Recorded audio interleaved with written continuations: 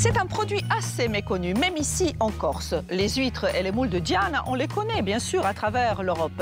Moi, je veux parler de la boutargue, le caviar de la Méditerranée.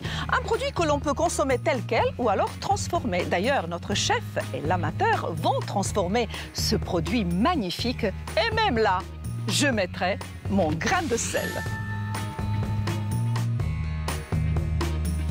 Aujourd'hui, nous allons découvrir une adresse culte de la région avec deux personnages hauts en couleur. Bonjour José, bonjour Sergio. Salut Marina, Ça va, comment ça va? Alors, c'est les voisins, les amis qui se rencontrent? Eh oui. Hein? Oui, Ça oui. fonctionne entre vous, hein? Une recette savoureuse aux accents du Sud.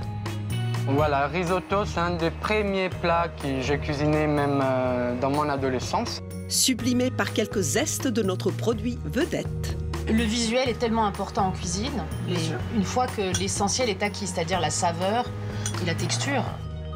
Le fruit d'un véritable savoir-faire. Alors moi, la boutargue, je préfère la manger avec le pain et le beurre. Nous dégusterons un autre produit exceptionnel de la région, véritable or liquide. C'est vert. Alors, c'est un petit côté végétal. Végétal. Voilà. Un petit peu amande. Ah oui. Des notes qui vont inspirer notre cher Anthony. On est dans la nature, près d'un étang, et j'aimais bien ce côté tout simple. Et comme on est sur du pur et authentique, j'ai laissé ce côté très pur du linge. À coup sûr, nos invités vont être sous le charme. Je ne sais pas si vous avez goûté, les amis, mais moi, je me régale.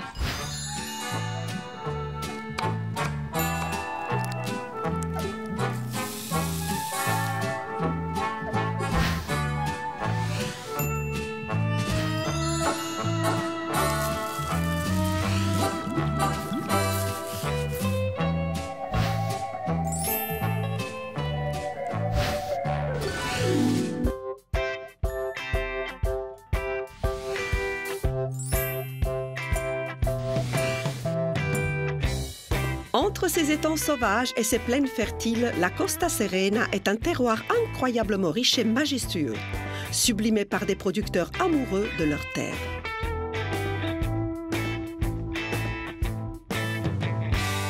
C'est une région encore mal connue qui ne dévoile pas tous ses charmes au premier regard. Certains secrets sont bien cachés et parfois juste sous notre nez. C'est dans cette ancienne pension de famille de Territorial 10 qui relie Bastia à Bonivadio et qu'on appelait aussi la RN 198 que nous allons poser nos valises aujourd'hui. Pascal Orsini a voulu redonner vie à cette institution créée dans les années 60 par sa grande-tante. Il nous accueille aujourd'hui avec son chef Sergio Risdone, un chef généreux et vraiment un chef qui partage. Ici, on parle d'une cuisine familiale, d'une cuisine généreuse avec des produits locaux, des produits de saison, mais plutôt que les grands discours. Suivez-moi. Dès qu'on franchit les portes, on découvre un univers au charme suranné, animé par l'amour des bonnes choses. Des produits locaux de qualité, des notes de Méditerranée et une touche vintage. Voilà la recette magique imaginée par Pascal et Sergio.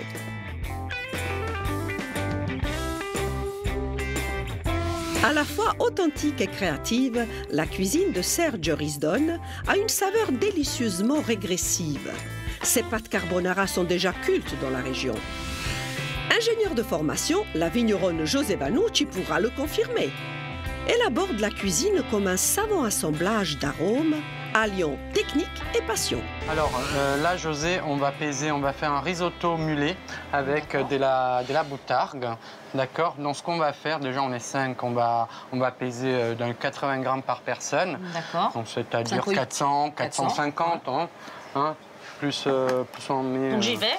Donc vas-y. Après moi, pendant ce temps, je vais faire chauffer un petit peu d'huile, une huile d'olive.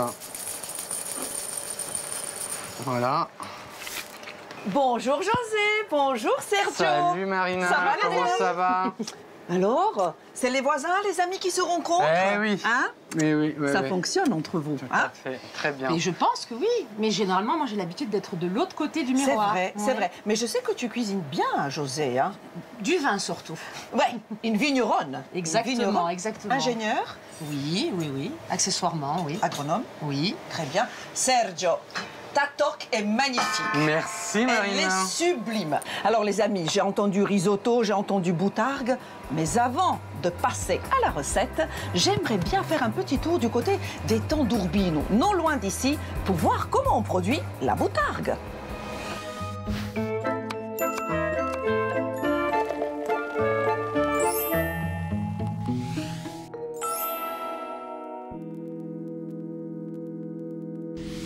C'est au petit matin que Louis Tarallo nous a donné rendez-vous.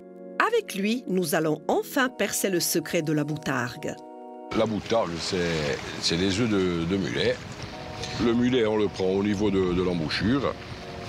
Il y a un système de barrage. Et quand le mulet veut aller frayer, parce que lui, il veut aller frayer en mer, il rentre dans des couloirs et on le récupère dans des cages avec les puisettes. Tous les ans, à l'automne, le cabanon de Louis se transforme en véritable bloc opératoire. La poche d'œuf, appelée aussi la rogue, doit être extraite entière du ventre du poisson. Alors la boutargue, bon, d'abord il faut la sortir, il faut l'extraire du poisson. Après, il faut la saler. Après, bon, il y a plusieurs méthodes de salage. Moi, c'est une méthode que j'ai appris quand j'étais jeune.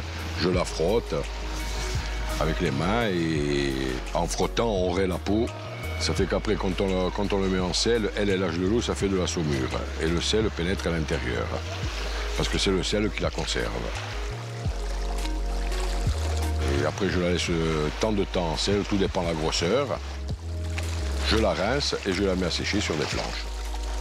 Il faut compter une semaine de séchage. La boutargue est presque prête à être cuisinée, à moins que... Alors moi, la boutargue, je préfère la manger avec le pain et le beurre.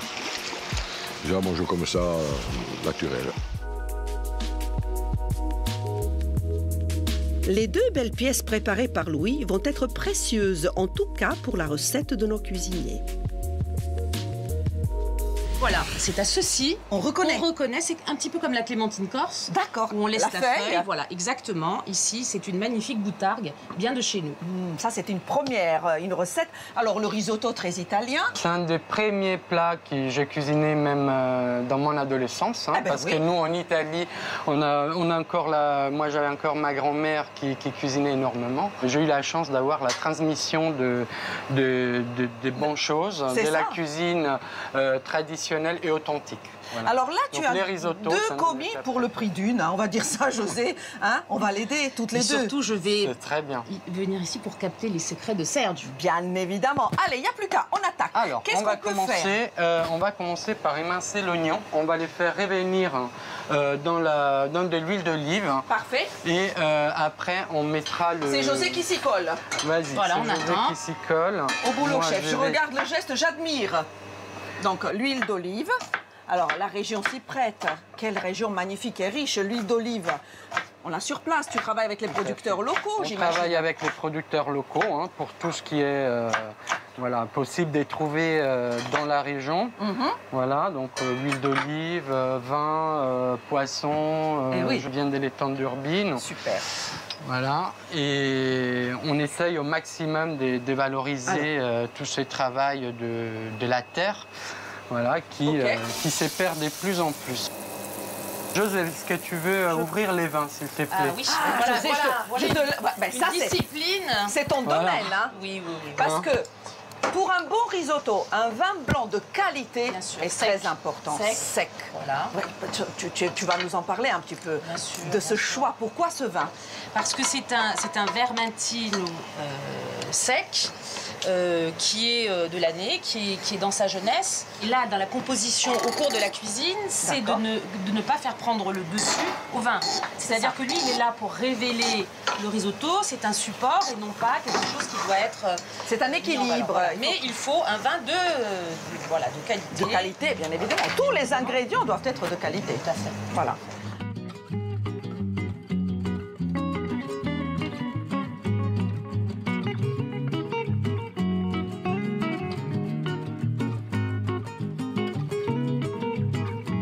Pour les fumet des poissons. Le fumet, comment on le Donc, fait? On récupère la carcasse de notre poisson, donc du mulet. On va découper en brunoise, donc en petits cubes, des carottes, des oignons, du céleri, des l'ail, et éplucher 3 carottes. Oui, chef, tout de suite. Ah oui, voilà. J'exécute. On y va. Donc là, on peut commencer à mouiller. Voilà, je vais avec mon bouillon, ok. On va cuire pendant une quinzaine de minutes. On est à feu doux. Voilà, à feu doux. Voilà, ça bouge pas. Donc là, on va voir au bout de quelques minutes les bouillons réduits. Et donc, on va rajouter au fur et à mesure de la cuisson le bouillon qu'il nous faudra. Très bien, chef. Écoute, je mange un bout de carotte, ça rend aimable. Je vous laisse bosser. Et moi, je vais me balader dans votre région que j'adore, qui est magnifique et si riche. Et en revanche, attendez-moi pour le dressage. Hein. Ah oui. Pas de soucis. Et pas de chanson, on bosse, hein. On bosse. Bon. Dur. Ouais, dur. allez, à tout à l'heure. À tout à l'heure, Marina. Merci. À tout à l'heure.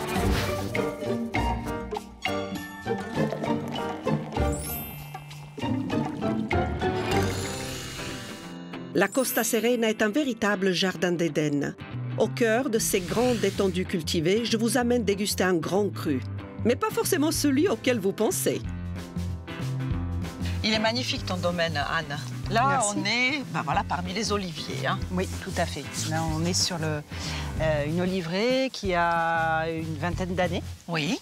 Voilà, qu'on a planté donc avec mon père. Ouais. Le domaine est très très ancien, mais les oliveraies, voilà, l'activité de l'huile d'olive sur le domaine, ça a 20-25 ans. D'accord. Le domaine, tu m'as dit, il a à peu près 250 ans, c'est ça? Oui, c'est un vieux domaine génois, en fait, hein, que mon grand-père a repris au tout début des années 50. On est vraiment dans un endroit un petit peu particulier qui est vraiment en face de la vallée de l'Insec. C'est un microclimat. C'est un microclimat. Et parce qu'on a toujours ce courant d'air frais, C'est là, ça. il fait un peu chaud aujourd'hui, Oui. mais on retrouve ce courant d'air frais et on a des nuits toujours très fraîches, ce qui est très bon pour l'huile d'olive et pour nos raisins aussi, puisque ça mûrit lentement. Ah oui, alors on a du raisin. Oui, mais tu sais tout faire. Raisin, olive, pas faire grand-chose. amande. Oui, c'est la trilogie en fait qui date depuis des lustres en ça. fait, sur cette région où on a culture de l'olivier qui existe depuis des millénaires. Et, voilà, Et moi, si ça on me plaît allait les beaucoup. visiter un petit peu? On peut aller voir, pas de souci. On y va.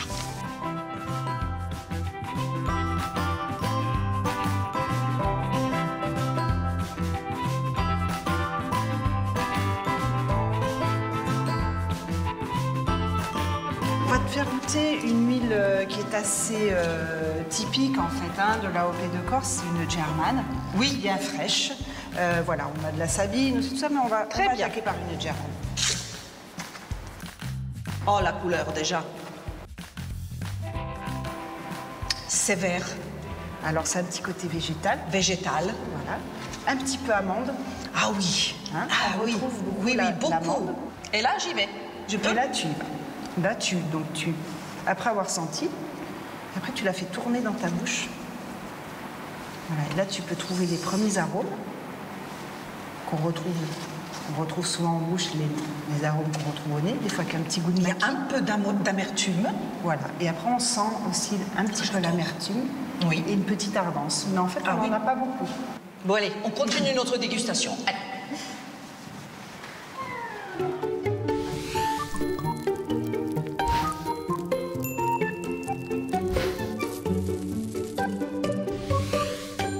Les filets, on va les snacker tout simplement. Hein. Snacker, c'est-à-dire un Voilà, aller-retour. c'est-à-dire un aller-retour à la poêle. D'accord. Hein. Et la boutargue, alors, c'est... Alors, la boutargue, celle-là, on va la mettre avec les beurres en fin cuisson. On va la râper. Oui. Voilà, donc on va utiliser cette râpe à agrumes. Voilà. Donc là, on va la râper comme celle-ci. D'accord. Là, c'est bon, la texture. Oui, très bien, super. Sans exagération, voilà. Là, on peut arrêter le feu. Et on va rajouter notre noix de beurre. Voilà, on remue bien. Et on va couvrir. Et on les laisse 5 minutes.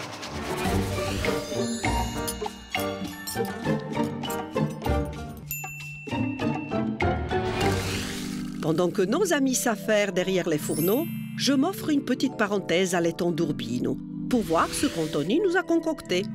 Il a vraiment un don pour dénicher des coins idylliques et leur apporter une pincée de magie.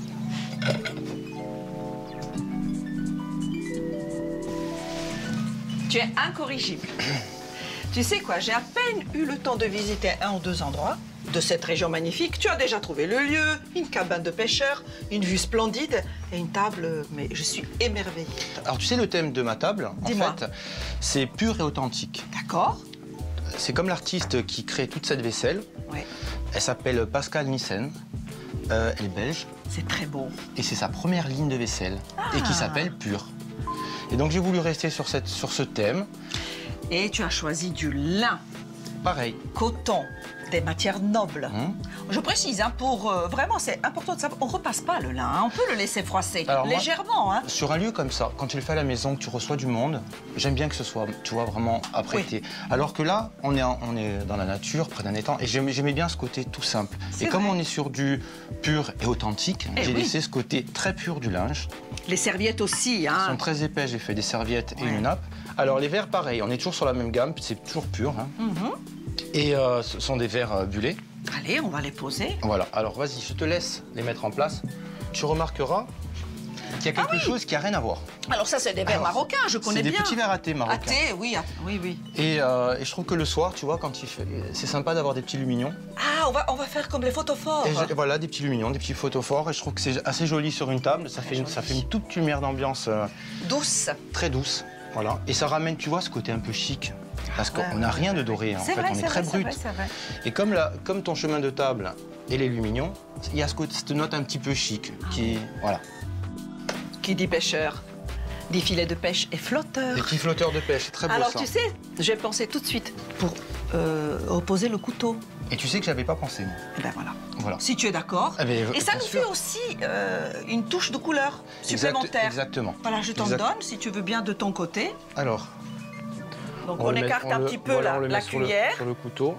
C'est beau. Et en fait, on a vraiment une table de pêcheur. Une table de pêcheur. Dans un lieu magnifique. En version un peu plus, mais c'est très, très élégant. Je suis admirative de ton travail. Mais vraiment. Et tu sais, j'imagine déjà la tête de notre chef, de notre amateur, quand ils vont venir voir, de nos invités. Tu veux bien, on va les chercher? Allez, je viens avec toi. Viens.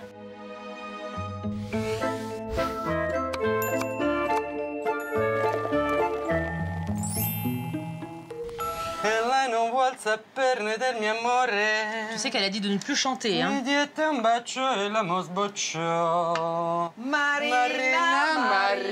Marina, ti voglio più presto sposare. Oh mia bella mora, no, non mi lasciare, non mi devi rovinare. Oh no, no, no, no, no. C'est pas sérieux tout ça. Oh, mais alors, l'assiette est dressée, Marina. Alors non, là on va finir. Tout est fait, tout est plié. Donc on met nos deux petites darnes démêlées, voilà. Donc là on va rajouter quelques pétales de boutargue. Ah oui, ah oui. Tu aimes la boutargue, José? J'adore. Mais ça c'est beau en plus, voilà. Oui. La couleur est splendide. Travail d'enfer. Pas exagéré.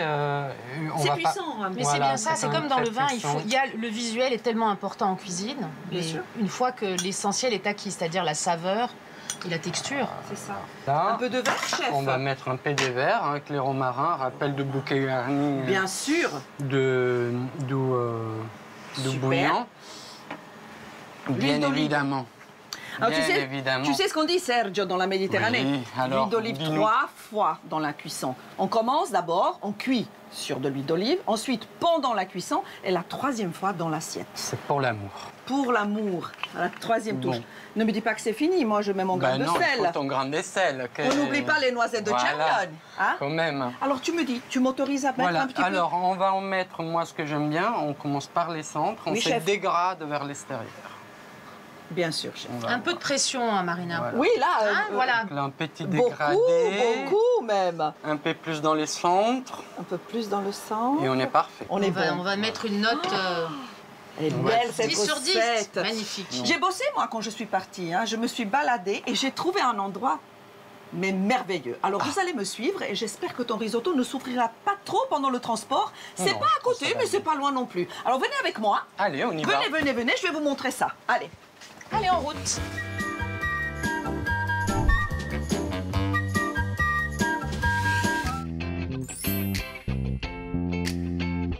Je ne sais pas si vous avez goûté, les amis, mais moi, je me régale. Moi aussi. Louis, tu as goûté? Ouais. Avant tout, Excellent. on te remercie puisque tu nous accueilles ici chez toi, généreusement. Le plaisir est pour moi. Alors dis-nous un petit peu, Louis, qu'est-ce qu'il y a derrière nous? Où on est exactement? Alors ici, on est sur le bord de l'étang. Dans ta cabane? Voilà, dans ma cabane, là où je vis presque pratiquement, quoi. Derrière nous, on a l'île d'Urbino. D'accord. On a aussi la presqu'île et La l'île. presqu'île, elle est tout à fait au bout là-bas. D'accord. En tout cas, on y est bien. Hein. On y est très bien et on est très bien avec ta recette, Sergio. Alors, raconte-nous un petit peu ta recette. On a fait une recette très simple, donc tout autour du mulet. On y a rajouté la boutargue, donc les œufs du mulet. Et la boutargue de Monsieur Louis. Bien sûr, de Monsieur Louis, hein, bien sûr. Bien sûr. Il nous fournit de la très bonne boutargue. Et on a juste snacké les filets à la poêle avec une très bonne huile d'olive. Nous avons quand même pas mal de producteurs d'huile d'olive. Quelle région? Dans la région. Elle va nous en parler d'ailleurs.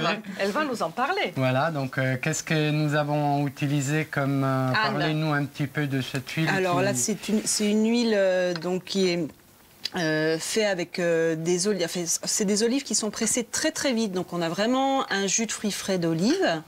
C'est une fruitée douce, c'est-à-dire qu'elle est à la fois fruitée, elle a beaucoup d'arômes, mais en même temps elle n'a pas trop d'ardence et pas trop d'amertume. Donc une huile d'appellation d'origine de Corse. Et donc ça va bien avec avec un riz. Ça n'agresse pas. Voilà, ça n'agresse pas et ça. Les produits comme les poissons, voilà. Bon choix. Alors, je viens de goûter un rouge. C'est surprenant quand on mange du poisson, le choix du rouge. Alors, c'est le choix qu'on a fait aujourd'hui d'utiliser justement ce décalage. Ce vin-ci, qui s'appelle le Binuishi, c'est un vin 100% Chacaré. Oui. Qui a peu d'extraction, mais qui a la belle vivacité du Chacaré. On a la chance d'avoir ce cépage chez nous et qui est à servir frais. C'est sa particularité. Oui. Et donc, l'acidité convient parfaitement à ce type de plat, notamment du poisson. Ah oui. C'est un mets plein de saveurs et qui s'accorde parfaitement bien. Et là, la boutargue rehausse donne cette petite touche d'amertume et de salinité qui fait que, je trouve, on peut être fiers de nous. Tout à fait. Mais nous le sommes, bien sûr. Et moi, je suis fière de vous, d'ailleurs. La recette s'affiche tout de suite.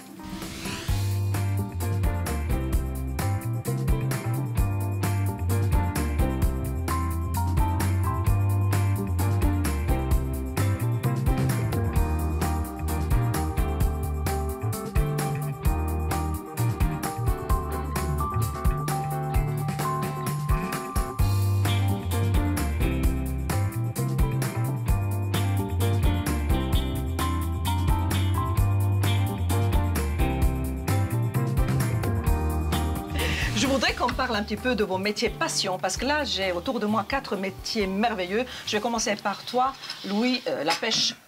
C'est très dur, c'est pas évident tous les jours. Quand vous le faites par passion, non. Voilà, je pense que tout le monde va me répondre ça. Enfin, mon vrai métier à moi, c'était menuisier. D'accord. J'ai travaillé pendant 20 ans comme menuisier, parce que mon père ne voulait pas que je fasse le pêcheur. Oui. Comme c'était un métier dur, il ne voulait pas. Et puis un jour, j'ai tout lâché. C'était plus fort que toi. Et j'ai repris la relève. Sergio. Mais oui, moi je travaille dans la restauration, donc c'est sûr qu'il faut avoir de la passion. Il y a beaucoup d'heures. Oui.